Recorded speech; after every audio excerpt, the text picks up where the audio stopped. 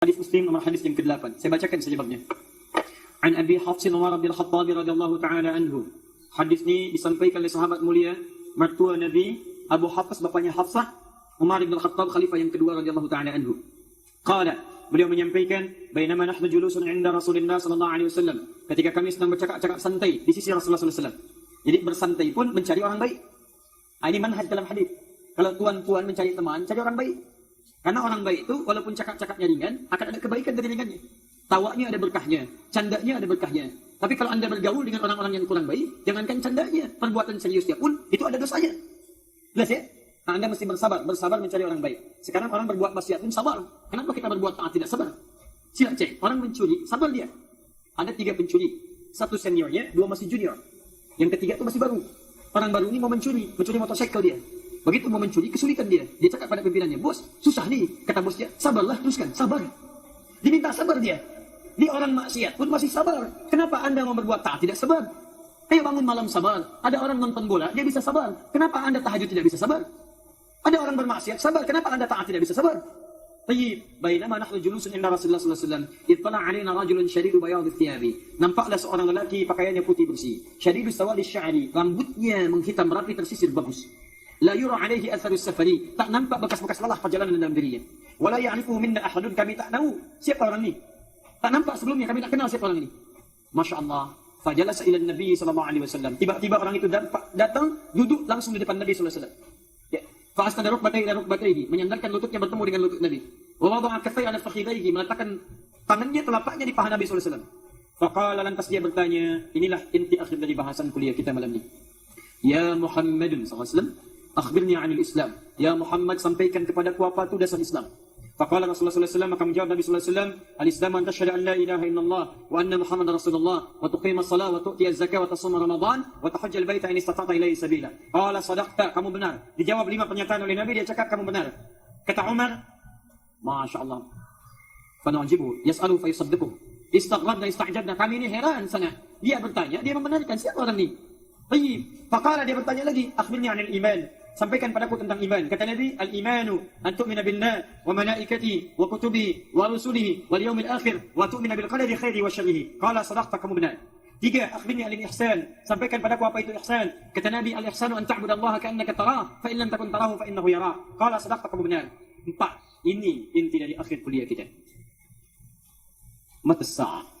Dia cakap tanya lagi, kapan kiamat terjadi? Akhbirni 'anis sa'ah. Matas sa'ah. Kata Nabi, mal mas'ulu anha bi'a'lama minas sa'il. Yang ditanya ini tidak lebih tahu daripada yang bertanya. Karena yang bertanya ini malaikat Jibril, menyamar jadi lelaki, bertanya pada Nabi. Kata Nabi, bagaimana malaikat bisa bertanya pada saya? Malaikat kan yang menyampaikan wahyu dari Allah. Yang ditanya itu tidak lebih tahu daripada yang bertanya. Maka malaikat kemudian bertanya kembali untuk mendapatkan informasi dari Nabi, bukan tidak tanya sesungguhnya, tapi ingin mendengar dari Nabi jawaban untuk umatnya. Ini manhaj untuk umatnya. Kata malaikat, fa akhbirni an amaratiha. Sampaikanlah kepadaku apa tanda-tandanya dia akan datang kiamat itu. 1, antalidal amatu rabbataha. Hati-hati, antalidal amatu rabbataha. Apabila ada budak sudah melahirkan tuannya. Budak melahirkan tuannya. Yang agak berbeza ya.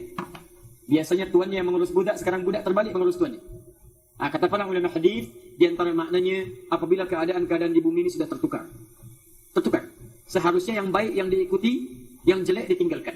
Ma'ruf yang dikerjakan, mungkar dihindari. Mungkar itu dianggap buruk, ma'ruf dianggap baik. Sekarang keadaan mulai tertukar. Yang buruk-buruk itu yang dikerjakan dan dianggap baik. Yang ma'ruf yang baik itu yang ditinggalkan. Dan kalau ada orang berbuat ma'ruf, justru aneh dalam kehidupan.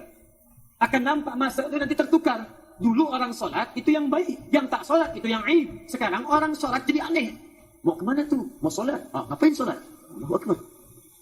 Yang haji itu yang aneh. Yang berjilbab itu yang aneh. Yang mau baik itu yang aneh. Jadi akan nampak masa, kata Nabi, saat semua itu tertukar. Yang baik-baik dianggap buruk, yang buruk-buruk dianggap baik. Bahkan nanti akan ada hadis khusus, kata Nabi, seakan-akan berislam itu seperti menggenggam bara nanti. Berat. Pernah menggenggam bara di tangan? Berat tuh. Berat sangat. Sampai-sampai kita butuh banyak kekuatan untuk menggenggam itu. Sehingga Nabi mengatakan akan ada tiba masa ketika menerapkan nilai-nilai Islam itu beratnya seperti memegang bara. Maka kalau anda hadir di masa itu, kalau anda sabar, kata Nabi, anda akan mendapatkan pahala 50 kali lipat dibandingkan sahabat-sahabat masa Nabi dulu. Jadi kalau Abu Bakar radhiyallahu taala anhu salat dapat pahala, Anda hidup di masa itu, Anda salat Anda dapat 50 kali lipat dari salat Abu Bakar radhiyallahu taala anhu. Kapan itu? Jika sudah ada kebaikan tertukar dengan keburukan. Buruk dianggap baik, baik dianggap buruk. Dan ketika Anda mengerjakan kebaikan, mohon maaf, Anda seakan-akan menjadi asing, dicela, dijauhi, bahkan mohon maaf seperti memegang bara. Terjadi masa ini? Belum. Ada orang dihamba mau salat di sini. Siapa tu? Muslim mau kemana? Mau salat. Kemana dia? Masjid tu. Masjid Selangor. Masjid Shah Alam. Ngapain solat? Ayo lempari dia. Ada yang solat ke sini dilempari? Tidak. Belum nampak masa itu. Cuma arah-arah ke sana nampaknya agak terlihat sekarang ni. Orang ni bermaksiat tu nampaknya seperti biasa. Gandengan tangan tu biasa. Jalan bukan mahram tu biasa. Minum arak tu biasa. Minum khamar tu biasa. Di sementara tempat ada nampak-nampak ke arah itu tapi belum meluas. Artinya kiamatnya masih belum dekat lah sekarang ya. InsyaAllah. Tapi tanda-tanda itu mulai nampak di hadapan kita. Apa rumusnya? Ketika Anda mendapat yang seperti itu, saya akhiri kuliah kami malam ini. Kalau Anda dapat yang seperti itu, maka rumusnya kata Nabi, bersabarlah Anda dalam meningkatkan amal soleh. Karena amal soleh itu yang bisa menjaga Anda dari maksiat di masa itu. Karena itu Allah memberikan rahasia dalam Al-Quran, kalau Anda terbiasa menunaikan amal soleh ibadah, maka amal itu akan menjaga Anda dari sumber keburukan-keburukan. Yang paling utama, saya hendak wasiatkan, tolonglah jaga solat dalam kehidupan kita. Karena solat itu ibadah yang paling penting, menjaga kita dari maksiat dan menjadi amal pertama yang dihisab oleh Allah untuk mengantarkan kita ke surga. Quran surah ke-29 ayat ke-45. Perhatikan kalimat Qurannya. Utlu ma uhiya ilaika minal kitab wa aqimis salat. Pelajari cara-cara solat, pelajari makna-makna solat. Awas ya, mohon maaf ya, karena kata Al-Quran diisyaratkan ada tu orang banyak solat tapi dia tak nak faham makna solat. Sila, coba dicek ya. Kata Quran, banyak orang mengerjakan solat tapi tidak paham, tidak mengerti apa yang ia baca dan ia kerjakan dalam solatnya. Sila cek. Abu Dawud nomor hadis 666. Kata Nabi, saat seseorang bertakbir Allahu Akbar, maka setan akan bercakap pada mindai. Kata setan, udkur kada, ingat ni. Maka Anda, kata Nabi, akan mengingat apa yang tidak ingin Anda ingat. Ya, saya bagi rahasia ya di antara kita. Kalau Anda belum nak solat, masih begini, itu Anda bisa fokus, khusyuk. Tapi saat Anda bertakbir, kata Nabi, Allahu Akbar, maka setan mulai berbisik kepada Anda. Ingat ni ya, ingat ini. Anda tak percaya, sila. Nanti malam tahajud Anda bangun, saat Anda mulai takbir, Anda bisa mengingat apa yang tidak ingin Anda ingat. Bahkan kuliah kita sekarang pun akan Anda ingat. Tadi kata Ustaz Adi, Anda akan mengingat ini. Itu setan, bukan saya itu. Setan. Tak percaya sila Anda Allahu Akbar, jemurannya belum diangkat. Allahu Akbar, kunci mobil ada di mana? Allahu Akbar, handphone ini belum dijawab. Muncul semua. Bahkan kata Nabi belum selesai hadisnya. Hatta la yash'ural musalli kam raka'atan yusalli. Sampai ada orang solat, dia tak sadar berapa rakaat sedang menunaikan solatnya. Dia tak sadar berapa rakaat sedang menunaikan solatnya. Maaf, subuh itu berapa rakaat? 2 rakaat. Ada orang solat subuh, tak sadar 2 rakaat. Masya Allah, sampai 3 rakaat dia kerjakan. Bangun, berapa rakaat saya ini sekarang? Ada. Nah, bagaimana cara mengatasinya? Ayo belajar, pahami makna solat. Jika kita bertakbir Allahu Akbar, apa maksudnya Allahu Akbar? Abu Bakar bertakbir Allahu Akbar, tangannya bergetar begini. Bergetar. Kata sahabat, kenapa mesti begitu? Kata Abu Bakar, saya takut ketika saya takbir, saya mengatakan Allahu Akbar, Allah paling agung, paling besar, tapi saya pernah merasa besar dalam hidup. Saya merasa angkuh dalam kehidupan, takut saya di hadapan Allah. Bergetar beliau. Kita ini bukan sahabat, Masya Allah. Ya, tapi kadang sedikit samalah. Subuh-subuh kita di luar itu salatnya bergetar pula begini ya. Ya dingin dia. Kita belajar. Barangkali kita tak nak paham tuh apa yang kita baca dalam salat. Nah, kalau Anda paham bacaan salat, kerjakan dengan benar. Kata Al-Quran dia, innas salat. Sungguh salat yang semacam ni, yang dipahami bacaannya, dimengerti gerakannya, tanha anil fahsya'i wal munkar. Itu yang bisa mencegah 2 sumber keburukan. Jadi kalau ada orang punya sifat yang tak baik, cuma 2 sumbernya. Kalau bukan fahsya, keburukan yang dampak dari syahwat, zina, maaf ya, homoseksual, lesbian, pornografi, pornoaksi, itu fahsyat. Ini mustahil ada orang solat, dia bisa berbuat fahsyat. Gambar-gambar tak seronok ni, ada gambar di HP tak seronok, itu orang solat tak mungkin lihat. Tak mungkin lihat, bahkan lisannya istighfar. Dia melihat astagfirullah, dia palingkan begini.